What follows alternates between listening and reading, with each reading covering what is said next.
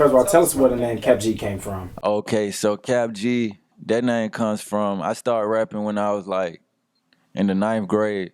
And me and my partners, we started together and we had started this group called Kids That Play, that what Cap stand for. And since I was young, everybody just called me Lil G, so I just put that together. It was Cap Little G at first, but I just turned it to Cap G. Okay, so you're from Atlanta, correct? Yeah.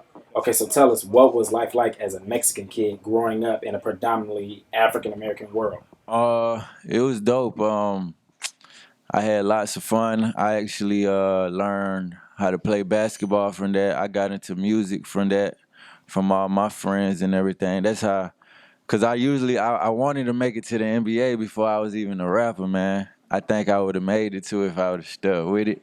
But it's all good. But it was cool though. It was different. My life was real different, but you could just see I'm a product of who I am though. Definitely, definitely, man. You kind of tall. I was gonna ask, do you play ball? Yeah, I get that all the time. Every time somebody see me in person, they be like, "Oh, you taller than what I expected." All right, so Kap G. So now we got the group. Now we're Kap G. How did this just come about? What was your man? What was your family's reaction? Oh, so like I had my mom and dad. They always wanted me to go to college and stuff. They didn't really know about the music, but like my brother, who's like my manager and always like was with me. He believed in me from day one. So like everybody didn't really take it like like I was just gonna make it. But they was like, okay, if that's what you want to do. But I'm here now, so we doing it. What are some of the lessons that you've learned in terms of just being in a world where you're kind of by yourself? That you just gotta work hard. You gotta work twice as hard because any day somebody could always come out and take your spot, you know? So yeah. Definitely, definitely, definitely.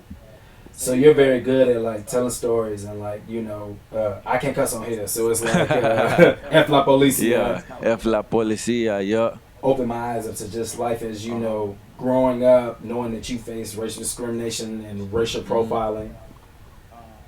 But you take a different approach with girlfriend. Yeah.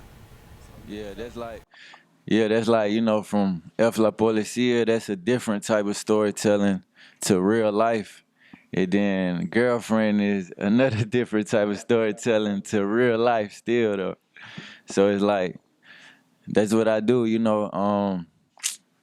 girlfriend, we take pics with people's girlfriends, That's just what's going on.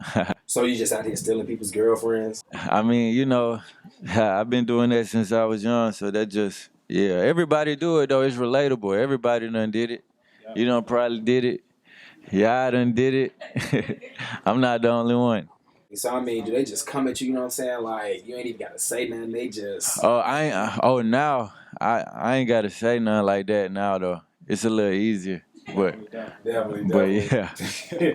So you've been real vocal about growing up in general, about being a Mexican kid, and you've been real vocal about Donald Trump. So man, so how important is it? You know what I'm saying to be that role model for the next person that want to come up? Oh yeah, it's very important.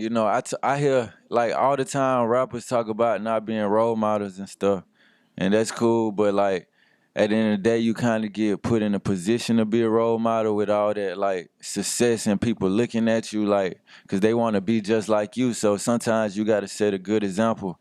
Like I know ain't nobody perfect though. We all human, but sometimes you do because in the world we live in now, it's crazy. A lot of messed up stuff is going on, so we gotta like educate the youth and educate our fans. That's the best way to do it, especially when we going to like when to school, when kids going to school, the education not right. You know what I'm saying? Like we like it's up to us sometimes. So yeah. So how would you say you handled fame so far? Like, what's the biggest obstacle when it comes to being a Oh, rapper? Oh yeah. I say the biggest obstacle is just working hard, trying to compete with yourself, trying to be better than you was yesterday. That's the biggest challenge to me.